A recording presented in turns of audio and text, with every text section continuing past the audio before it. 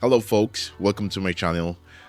First thing first, I'm sorry about the chaos here because I just purchased the Godox ML100B, which I will do a review on a little bit there, but it's an amazing and everything. But today we're going to talk about the Lumix S1R Mark II. Yeah, the most exciting camera that I think Lumix is basically releasing since forever, after the GH4 and the GH5, of course, and the GH7 too. But this is going to be the most amazing full frame camera the Lumix has ever created. And this video is to bring together all the rumors that have been around in one single video, because it's a lot, like a lot. And before starting this video, I want to thank Andrea Pizzini, because yeah, bro, I'm just gonna say it in Italian. Sei fantastico. Grazie. I just said you're fantastic. Thank you, because he's been the one that is bringing the amazing news that we are all going to talk about now. I guess it's better if you sit down, prepare a coffee, hot chocolate, tea, whatever you want, a glass of water, take a sip, and let's go into the video, because it's gonna be a long one. So just relax. First thing first, let's talk about the main information that we have, so the body and such. So the body is basically going to be the S5 Mark II basically body, and what it's going to have is basically a little bit more robust and a little bit bigger grip and a little bit better fixtures that most creators have asked for. For example, we all know that there is the dial, the one that you change modes and stuff like that.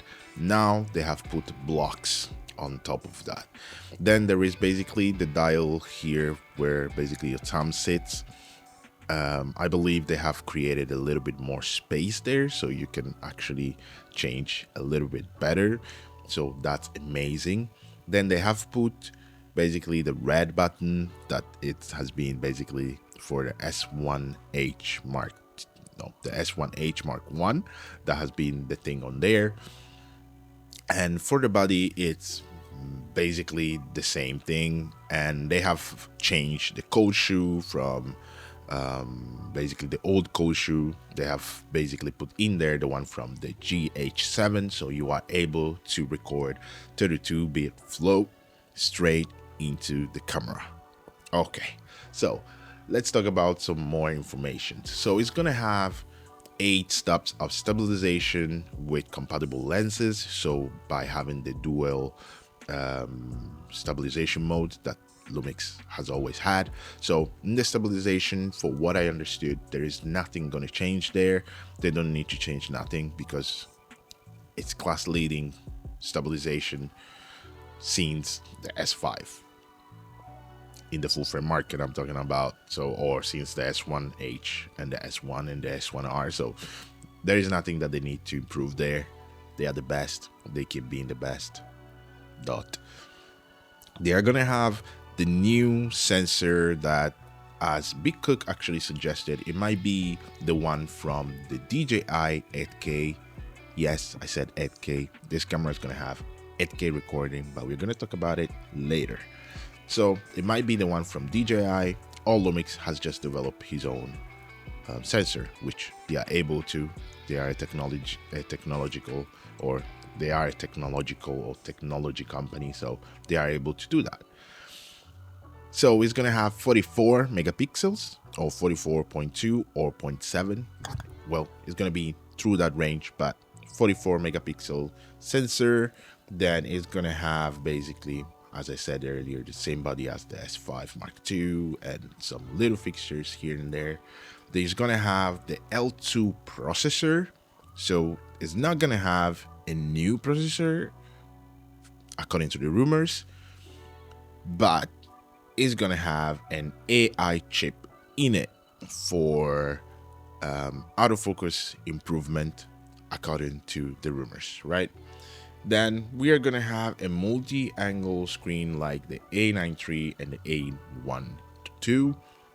So basically the screen that we have on the Lumix S1H, that's what I think many people don't actually even talk about.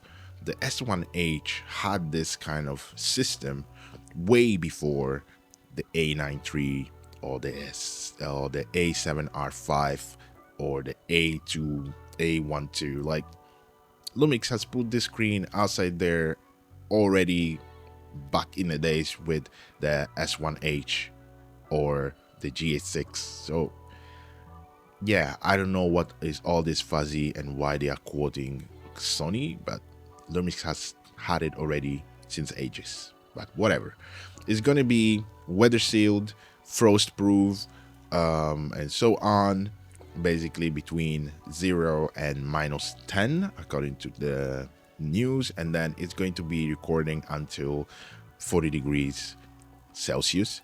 So nothing different there. It's gonna have a telelight on the front, thing that I wish the S5IIX will actually, or could have actually got. We still have kind of a LiDAR thing there, which who knows, I hope they could actually turn it into a telelight, but I don't think they can do that, but whatever. And then they're gonna have the shutter basically that is gonna close when you are changing lenses or you turn on the camera. So finally they have it. The shutter is just gonna come down, the shutter curtain is just gonna come down when the sensor is open or discovered, for more protection. It is a protection. The only problem is that it still can get broken. So it is cool because you're not gonna have dust going into your sensor, but you have to pay double attention because it can still get damaged, and it costs a lot because it's an internal thing to do. So it is a good thing to have it, but it's something you need to pay really attention to. The viewfinder is gonna be 5.76 megapixels. So basically, I believe is the one from the older version. I think it's basically the same, or it's the one that you find in the S1H Mark II. If I'm mistaken, please correct me down below, but I think that's what it is. Then we are going to have 779 focus point, and as I said, it's going to have an AI chip inside the camera to help with that, improving even on that, because I feel like it's amazing, the autofocus, and with this AI chip it's going to be even better. And it's going to have a C Express Type B and UHS 2 cards for recording, and you can record through USB-C. So remember this, because it's going to be really important later on when we will get to the videography section, which is going to be soon, because now we are going to go into the photography section. So this sensor is going to be a fast sensor, because this going to be able to shoot up to 40 frames per second in electronic, okay, with a 44 megapixel sensor. Until now, there is no other full frame camera that is able to shoot even faster than this, okay? And if it's going to be the DJI sensor, this is going to be able to have a minimal rolling shutter, because that DJI sensor, if I'm not mistaken, is like 16 milliseconds readout in 8K. So it is a pretty good and fast sensor, and as Andrea Pizzini said, this is going to be a fast sensor. So here you are with your 40 frames per second electronically, 10 frames per second mechanical, and then you're going to have a pre-capture of 1.5 seconds, which there is no other camera out there which is able to do like that except Lumix cameras at the moment. Then you're going to have an handheld high-res mode, which is going to combine 8 pictures together and giving you an astonishing 177 or 176, anyway, in between there, megapixel photo. Like, that is amazing, and it's good, and you can do it handheld. Obviously, you can't do it with moving objects, so it's going to mostly be on, you know, statues, or you having real estate or landscape, such like things like that. But it's amazing. Let's get into the video specs, right? So here is what it got me excited the most, and what I mean is that it's going to shoot in 8K. Okay, 8K, up to 30 frames per second or 25 frames per second, depending where you are in the world, and is going to be able to shoot in open gate.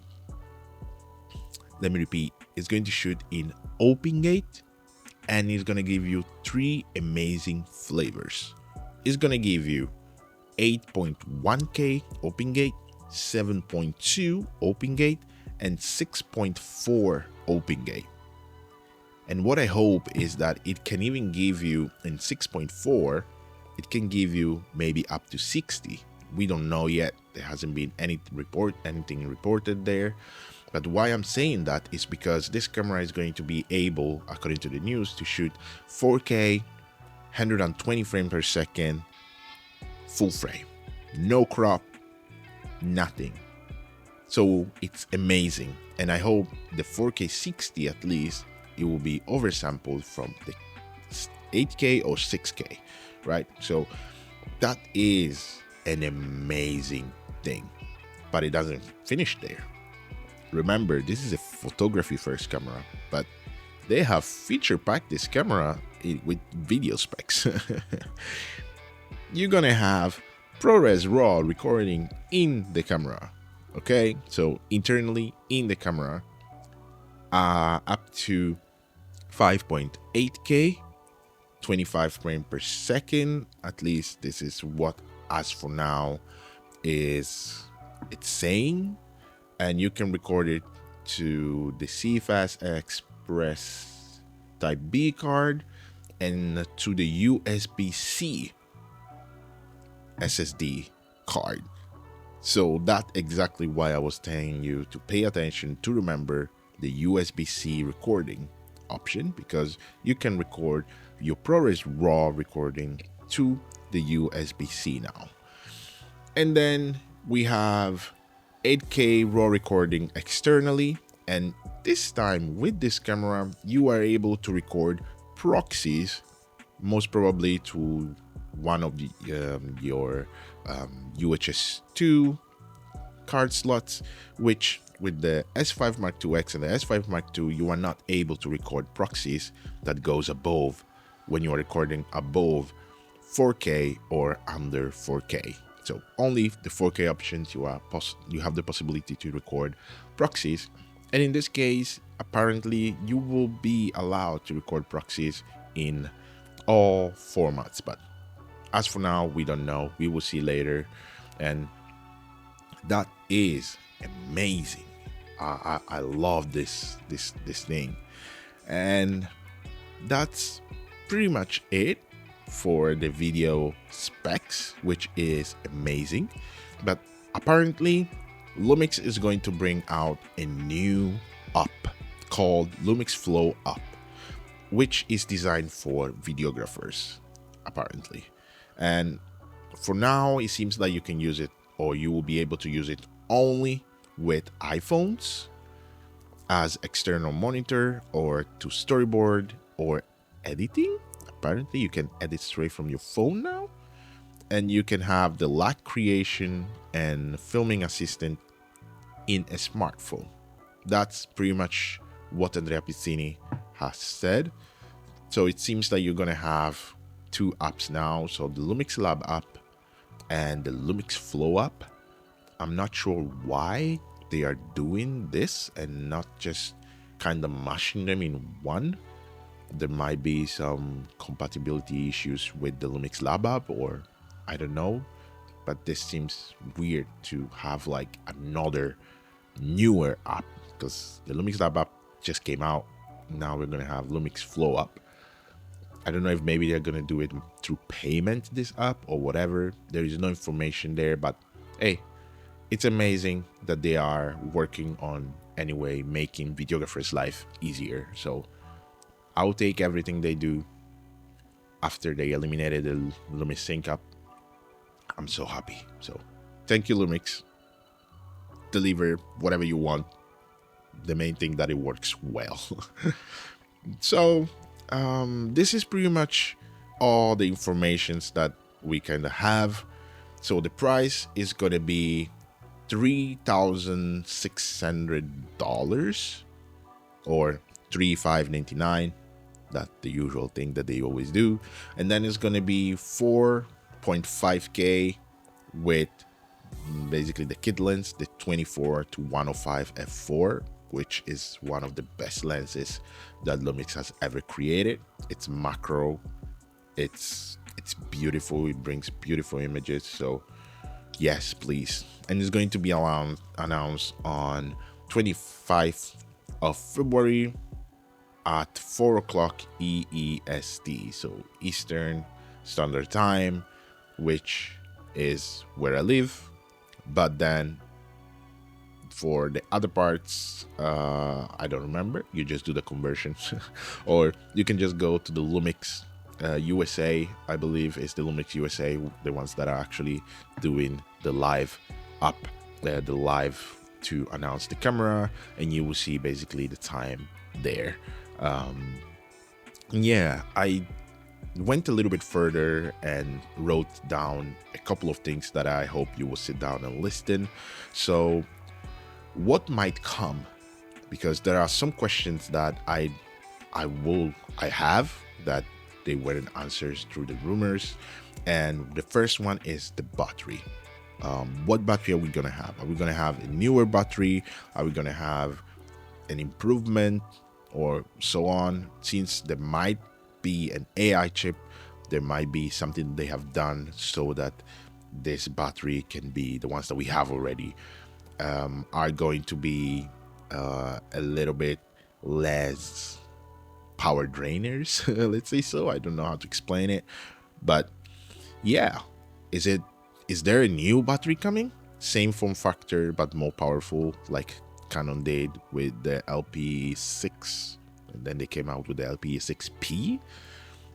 So yeah, and apparently there is going to be another app or another program which is going to be internally in the camera that is going to substitute Frame.io, which is Capture One. So are we going to have Frame.io and Capture One, or are we going to have only Capture One? Because they do the same thing. And what is not coming, like what this camera is not going to have for videographers, then it's not going to be a timecode sync, which this gives us a good news, because that means that this camera is not going to substitute the S1H Mark II eventually. So that is still coming, but not soon. Probably before the end of the year or next year, beginning of next year, but that is not coming now. It's a bummer, yes, but better giving them the time to deliver cool cameras like this one than rushing them and receive the GH6 kind of style, which I think it was amazing. But if we will have to give them a couple of months more, they will have delivered the GH6 with the new phase detect autofocus. So let's not rush Lumix.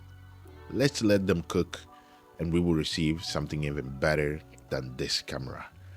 So yeah, this is pretty much everything, and this is damn as long video because I had to bring on everything. But hey, comment down below what you think, what other feature you would like to see. When do you think the S1H Mark II is gonna come? And there is another camera coming in April, so in a couple of months after this announcement on Tuesday or Wednesday. So yeah, I think I'm gonna see you in the next one. Thank you for watching. I'm gonna go edit it immediately and hopefully can post it immediately. Oh shit, I have to go to my daughter's too. But see you in the next one. Take good care of yourself